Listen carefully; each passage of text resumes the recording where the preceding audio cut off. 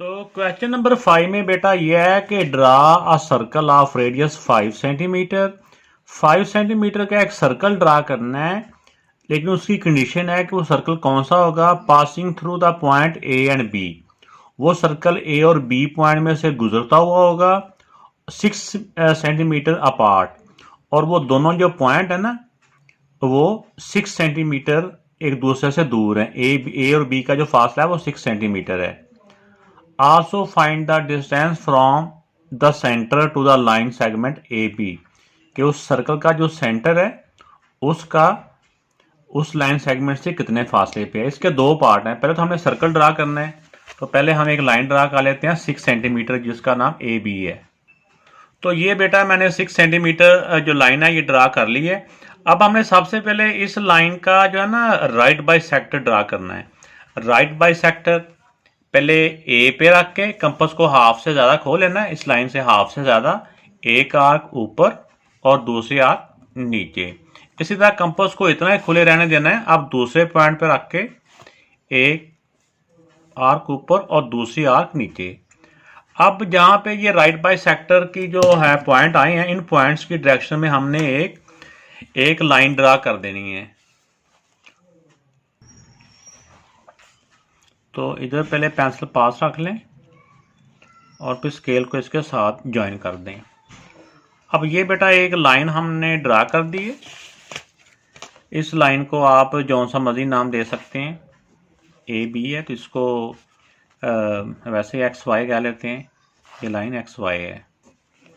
इसकी लेंथ नहीं है, इसको जितना मर्जी हम इसको खींच सकते हैं। सिर्फ इसमें इसका सिर्फ एक राइट बाई सेक्टर हमने लेना था, वो हमारा मकसद है। इस लाइन को कभी और भी जरूरत पड़े तो हम वो भी इसको मजीद लंबा भी खींच सकते हैं। अब इस क्वेश्चन में एक बात ये भी थी कि इसका जो रेडियस है हमने ऐसा सर्कल ड्रा करना है जिसका रेडियस 5 सेंटीमीटर है, और जो 5 सेंटीमीटर की जो दूर उसका सर्कल होगा, वो सर्कल का जो है ना जो आर्क है, जो सर्कल ए पॉइंट में से भी गुजर रहा होगा और बी पॉइंट में से भी गुजर रहा होगा। तो इसका जो सेंटर है ना ए और बी से 5 सेंटीमीटर पे होगा।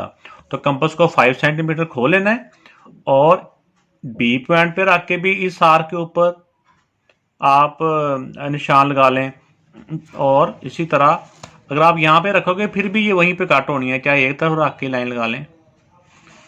तो अब ये देखो, ओहो, ये तो अब ये दोनों पॉइंट इस लाइन के ऊपर जहाँ पे कट हो रहे हैं ना वो इसका सेंटर है।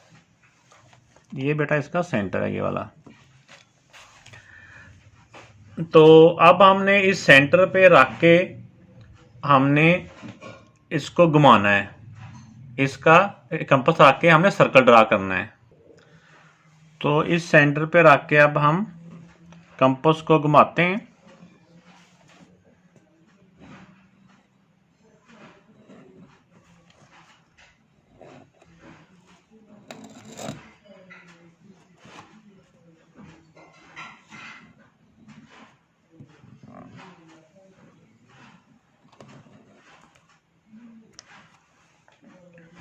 तो आप देखें कि ये जो सर्कल हमने घुमाया है ये एग्जैक्ट ए और बी पॉइंट को टच करता हुआ जा रहा है। अब हमने जो सेंटर है इसका ओ, इस बी पॉइंट को भी हमने ओ के साथ ज्वाइन कर देना है, इसका जो सर्कल के इसके सर्कल के सेंटर के साथ। और इसी तरह ये ए पॉइंट को भी इसके सेंटर के साथ हमने ज्वाइन कर देना है। तो अब इसका जो नेक्स्ट क्वेश्चन है वो ये था कि सेंटर से उस लाइन सेगमेंट का डिस्टेंस फाइंड करें। तो हमें पता है कि सेंटर से लेके जो किनारे तक फासला है वो रेडियस होता है। रेडियस जिसका 5 सेंटीमीटर है, ये भी रेडियस ही है, ये भी 5 सेंटीमीटर है, और ये लाइन सेगमेंट ये 6 सेंटीमीटर थी। टोटल ए से बी 6 सेंटीमीटर है। तो जैसा कि हमें पता है कि ये इसका राइट बाई सेक्टर है। राइट बाई सेक्टर मीन कि 90 डिग्री का एंगल भी बना रहा है और इस पूरी लेंथ को हाफ भी कर रहा है। अगर पूरी ये लेंथ 6 सेंटीमीटर है तो इसको जब हाफ किया तो 3 सेंटीमीटर इधर रहेगी और 3 सेंटीमीटर इधर रहेगी। इस पॉइंट को भी कोई नाम दे देते हैं, सी पॉइंट कर लेते हैं। यानी ए और सी, ए सी भी 3 सेंटीमीटर है और सी बी भी 3 सेंटीमीटर है। तो अब किसी एक ट्रायंगल को आप सॉल्व कर लें, और जिस तरह हम करते होते हैं कि जो राइट एंगल ट्रायंगल की 2 साइड दी हों तो तीसरी साइड हम फाइंड कर सकते हैं।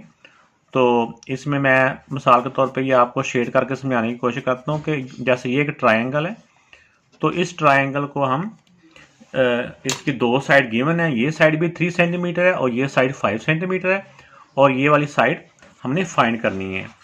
तो अगर राइट एंगल ट्रायंगल में 2 साइड गिवन हो, तीसरी साइड फाइंड करनी हो, तो इसके लिए हमने पाइथागोरस थ्योरम का जो फार्मूला वो सीखा हुआ है, तो उस फार्मूले के मुताबिक हम इसको अब सॉल्व कर लेंगे।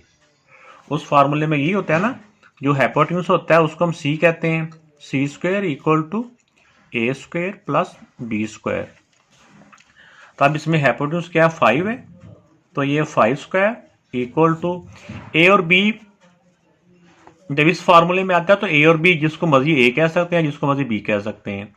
अब ये हमारा जो बी है, इसका बी 3 सेंटीमीटर 3 स्क्वायर हो जाएगा, और इसका जो हाइट है जो परपेंडिकुलर वो फाइंड करना है, क्योंकि क्वेश्चन में यही है ना कि सेंटर का उस लाइन सेगमेंट से डिस्टेंस फाइंड करें, तो ये हमने डिस्टेंस फाइंड करना है। तो यहाँ पे आ जाएगा हाइट की जगह पे एक्स स्क्वायर आ जाएगा। तो ये वैल्यू पुट कर दिया। अब इसको हम सॉल्व कर लें। 5 का स्क्वायर 25 एक्स स्क्वायर और 3 का स्क्वायर 9। अब हमने जिसकी वैल्यू फाइंड करनी होती है सिर्फ वो इधर रहेगा, बाकी वैल्यू उस तरफ शिफ्ट कर देंगे।